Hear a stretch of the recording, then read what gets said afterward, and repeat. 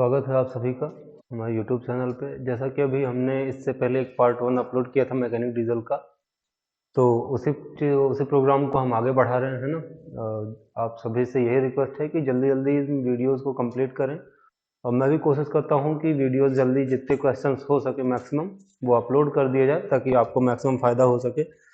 और बाकी चलिए स्टार्ट करते हैं, है ना। हमने यहाँ से इससे पहले 30 क्वेश्चन कर लिए थे। ये क्वेश्चन नंबर 31 है, मतलब 31 है।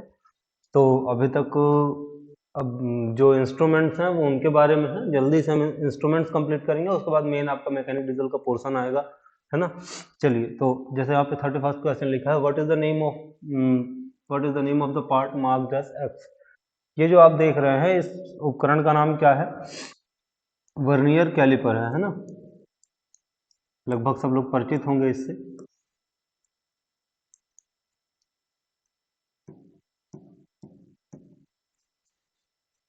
अब होता क्या है, जैसे यहाँ पे जो डायग्राम बना है, इनमें पूरे पार्ट्स के नाम आपको याद होने चाहिए, क्योंकि जो भी बना हुआ है तो इसमें किसी भी पार्ट का नाम पूछा जा सकता है।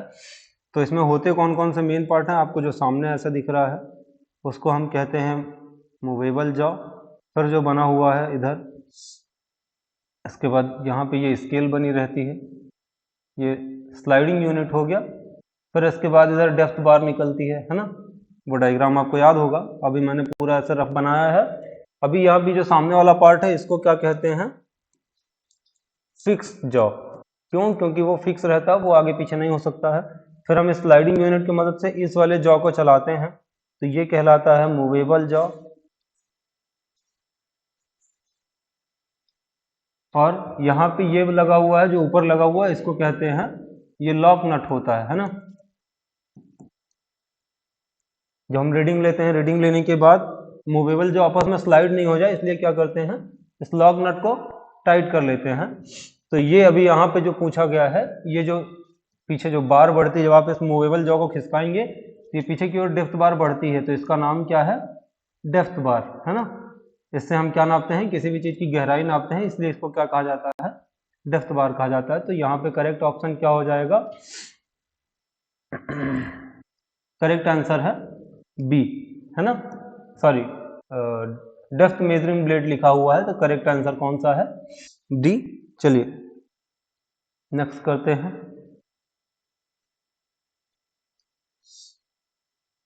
Question number 32। इस इंस्ट्रूमेंट को क्या कहते हैं? तो ये क्या कहलाता है? डेप्थ माइक्रोमीटर कहलाता है।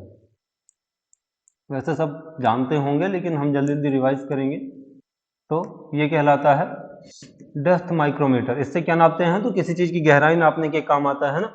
अब इसमें ये जो एक्स पार्ट है, इसका डायग्राम पूछा गया है, मतलब इस चीज को क्या कहते हैं? तो वो भी ये चीज क्या है, जैसा अभी हमने माइक्रोमीटर में समझा था, वर्नियर कैलिपर में एक लॉक नट होता है, तो सेम चीज ये भी है, वो लॉक नट ही है, बी।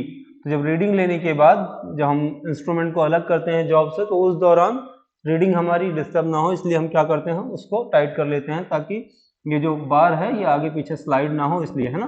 तो करेक्ट ऑप्शन बी है। Next, what is the least count of micrometer outside micrometer? देखिए, जब भी कभी माइक्रोमीटर का लिस्ट काउंट पूछा जाए, भले ही वो इनसाइड माइक्रोमीटर हो या कि आउटसाइड माइक्रोमीटर हो, तो उनका जो लिस्ट काउंट होता है, लिस्ट काउंट का मतलब क्या होता है कि किसी भी उपकरण से, है ना, हम मिनिमम कितनी मेजरमेंट ले सकते हैं, वो चीज कहलाती है लिस्ट काउंट, क्योंकि हिंदी में कहते हैं अल्पतमांक। निम्नतम आप कितना मेजर कर सकते हैं, वो क्या कहलाएगा? अल्पतमांक कहलाता है। तो वर्नियर माइक्रोमीटर की कितनी होती है लिस्ट काउंट? 0.1। तो यहाँ पे करेक्ट आंसर हो जाएगा 1। फिर next question, which part ensure uniform pressure on the measuring face of the outside micrometer? तो जब भी कभी आप माइक्रोमीटर को देखते हैं, तो माइक्रोमीटर कैसा होता है? ऐसा, ये यहाँ पे एक थिम्बल रहता है, थिम्बल के बाद यहाँ पे एक अलग से नट लगा रहता है, उसको हम क्या कहते हैं? रैचेट स्टॉप कहते हैं।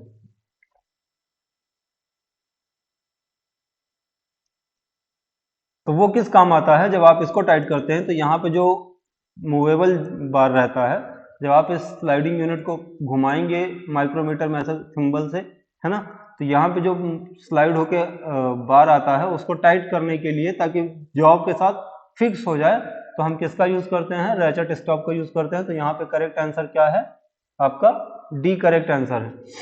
ठीक है, चलिए नेक्स्ट क्वेश्चन देखते हैं। फिर which is the fixed measuring face of micrometer. Micrometer में पूछा जा रहा है कि कौन सा चीज फिक्स होता है। तो जैसा मैंने अभी डायग्राम बनाया था, यहाँ पे क्या हो जाता है, ये फ्रेम हो जाता है, इसको हम कहते हैं फ्रेम, ये कहलाता है एनविल, और एनविल ही जो हमारा होता है वो क्या होता है, फिक्स होता है। बाकी इधर मूवेबल जॉ होती है, यहाँ पे आप रैचेट थिम्बल की मदद से उस थिम्बल को जितना घुमाएंगे तो ये बार स्लाइड होती रहती है, ये फिक्स रहता है।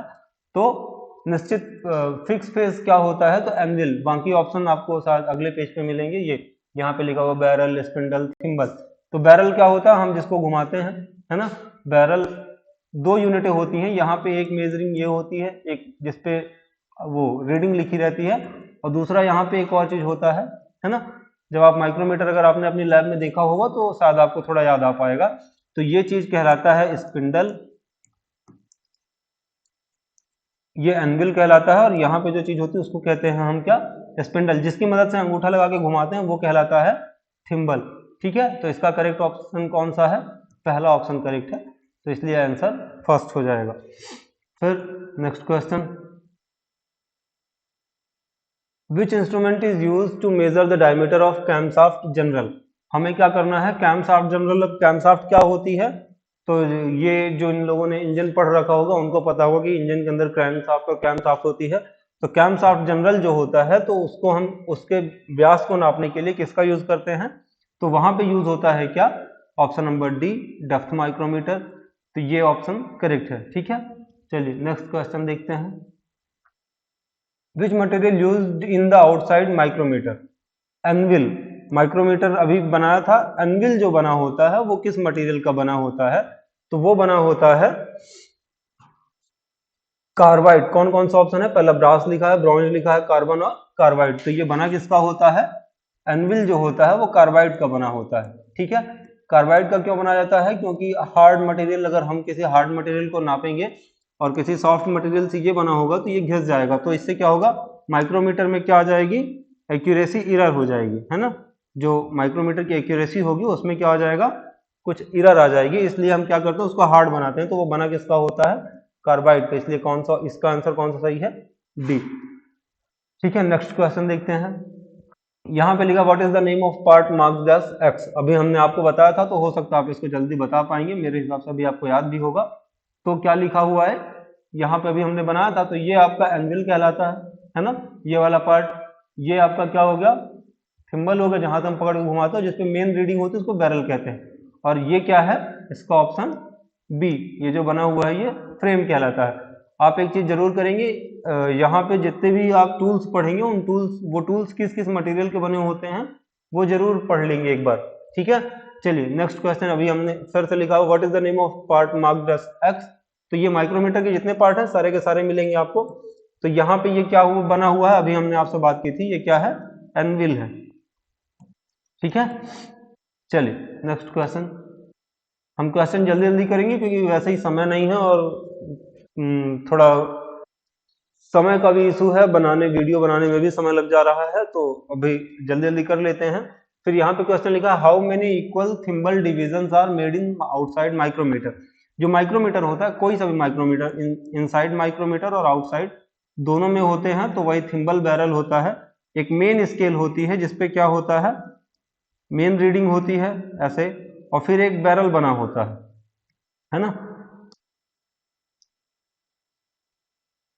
ऐसा थिम्बल रहता है। इस पे भी रीडिंग लिखी रहती है, 0 से फिर 5, फिर ऐसे ऐसे, फिर 10, फिर आप इसको घुमाएंगे तो यहाँ पे कुल कितनी रीडिंग होती है, 50। और यहाँ पे भी माइक्रोमीटर 0 से 25 mm की रेंज में आते हैं, है ना। तो यहाँ जो रीडिंग रहती है वो mm में रहती है, और ये mm का क्या होता है, हर चीज 10वां भाग होता है। तो कुल कितने डिवीजन होते हैं, 50 डिवीजन होते हैं। ये 50 बराबर भागों में बटा रहता है जो बैरल रहता है, थिम्बल रहता है। तो थिम्बल कितने डिवीजन में, 50 डिवीजन में बटा रहता है। तो इसका करेक्ट ऑप्शन क्या हो जाएगा, C is the right answer. ठीक है, चलिए नेक्स्ट क्वेश्चन देखते हैं। फिर what is the value of one thimble division reading in outside micrometer. अब जब आप उसको अगर एक बार घुमाएंगे, जैसे अभी हमने आपसे कहा कि माइक्रोमीटर बना हुआ था और फिर इसके बाद यहाँ पे क्या बना है, थिम्बल बना है जिसको हम घुमाते हैं, फिर इस पे ऐसे यहाँ पे रीडिंग लिखी रहती है। तो 0 से फिर क्या दिखता है, 5 दिखता है, फिर ऐसे ऐसे आगे बढ़ेंगे तो फिर 10 दिखेगा। तो ये पूछा जा रहा है कि इसका एक भाग जो मिनिमम हिस्सा होता है वो कितना दर्शाता है, तो 0.01 mm दर्शाता है। यही वर्नियर काउंट सॉरी जो माइक्रोमीटर होता है वही इसका लीस्ट काउंट भी होता है। तो यहाँ पे कौन सा ऑप्शन सही है, option number B is correct option. ठीक है, फिर नेक्स्ट क्वेश्चन लिखा हुआ है what is the name of measuring instrument. इसको देख के तो आप पहचान ही गए होंगे कौन सा है। तो क्या क्या लिखा हुआ है, depth gauge, dial bore dial gauge, telescopic gauge और वर्नियर कैलिपर। तो देखिए डायल यहाँ पे ये बना हुआ है ना, ये इसका निशानी होती है कि क्या है, डायल गेज है। तो ये क्या हो गया, ऑप्शन नंबर बी इसका करेक्ट हो जाएगा। डेप्थ गेज नहीं होगा, टेलीस्कोपिक गेज। टेलीस्कोपिक गेज से हम क्या नापते हैं, पिस्टन की डिस्टेंस। पिस्टन का अगर बोर नापना होता है, सॉरी सिलेंडर का अगर बोर नापना होता है तो वहां पे टेलीस्कोपिक गेज यूज होता है। वर्नियर हमने इससे पहले देख लिया है। ठीक है, चलिए next question, what is the name of the part marked as X. अब इसमें जो ये एक्स लिखा हुआ है ये किस काम आता है या किसका नाम क्या है। तो यहाँ पे क्या क्या ऑप्शन है, स्पिंडल, प्लंजर, सेंटरिंग शू और फिक्स्ड एनविल इंसर्ट। देखिए यहाँ पे जो बना हुआ है ये क्या कहलाएगा, ये तो डायल हो गया, ये आपका स्पिंडल कहलाता है। ये जो है, ये जो आपका यहाँ पे एक्स बना के दिखाया हुआ है वो क्या कहलाता है, सेंटरिंग शू कहलाता है। वो क्या करता है, जब आप इसको किसी चीज के बीच में फंसाते हैं तो वो दोनों चीजें आपस में सेम है, सेम अलाइन है कि नहीं, तो उसको हम किससे पता चलता है, इससे। तो ये क्या कहलाता है, सेंटरिंग शू कहलाता है। ठीक है, अभी इसी चीज के हम अगले पार्ट के बारे में बात करेंगे। तो what is the name of part marked as X, यहाँ पे जो एक्स बना हुआ है ये क्या कहलाता है। तो यहाँ पे क्या, spindle, plunger, fixed anvil, insert. तो अभी हमने स्पिंडल आपको बताया था, ये क्या कहलाता है, ये जो बना हुआ है ये क्या है, प्लंजर है। ठीक है, तो इसलिए इसका ऑप्शन कौन सा करेक्ट है, बी ऑप्शन, या कि इसी को क्या कहते हैं, प्लंजर कहते हैं। ठीक, चलिए नेक्स्ट क्वेश्चन। अब ये क्या है, स्टेम, या कि अभी हमने यहाँ पे जो स्पिंडल लिखा हुआ है वो, और स्टेम, ये इसकी लंबाई बढ़ाने के काम आता है। अगर आप इस डायल बोर गेज की डिस्टेंस बढ़ाना चाहते हैं तो हम यहाँ पे क्या लगाते हैं, एक्स्ट्रा स्टेम लगाकर हम क्या कर सकते हैं, इसकी लंबाई को बढ़ा सकते हैं। ठीक है, तो यहाँ पे कौन सा ऑप्शन सही है, सॉरी ए ऑप्शन करेक्ट है। चलिए नेक्स्ट क्वेश्चन देखते हैं, which part accurate the movement of the dial for reading measurement of dial bore gauge. क्या होता है कि जब आप डायल बोर गेज को अगर पीछे से देखेंगे तो उसमें छोटे छोटे गियर रहते हैं, है ना।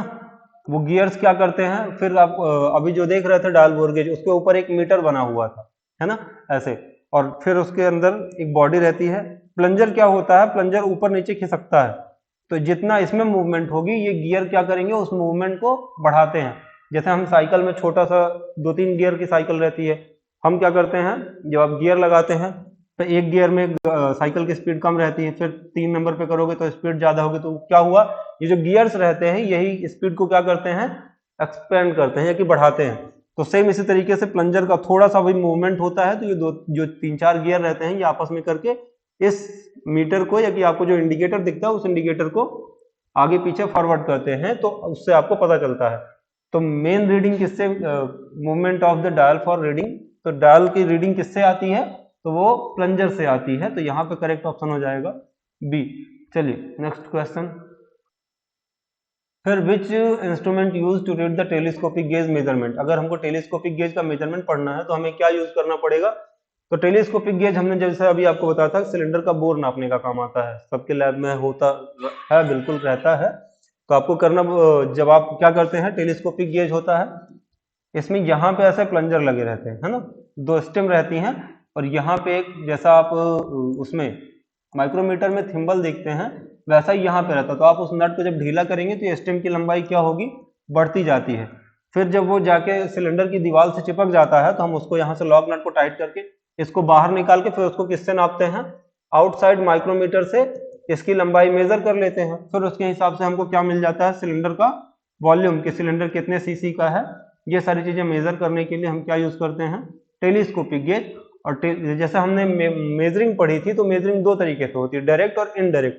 तो ये एक इनडायरेक्ट का तरीका भी है, ठीक है। तो यहाँ पे करेक्ट ऑप्शन क्या है? सी। चलिए नेक्स्ट क्वेश्चन देखते हैं। What is the name of part marked as X? अब इसमें जो एक्स बना हुआ है वो क्या है? ये भी एक डायल बोर गेज है, बस इसमें हम जो अभी आपको स्टेम बताई थी वो स्टेम क्या है? छोटी स्टेम लगाई गई है, इसलिए ये डायग्राम छोटा है। अगर उसी की ये स्टेम हम यहाँ पे एक लंबी स्टेम लगाएंगे तो इसकी साइज क्या हो जाएगी? बढ़ जाएगी। तो ये क्या बना हुआ है? अभी आपको शायद इससे पहले मिला था, है ना?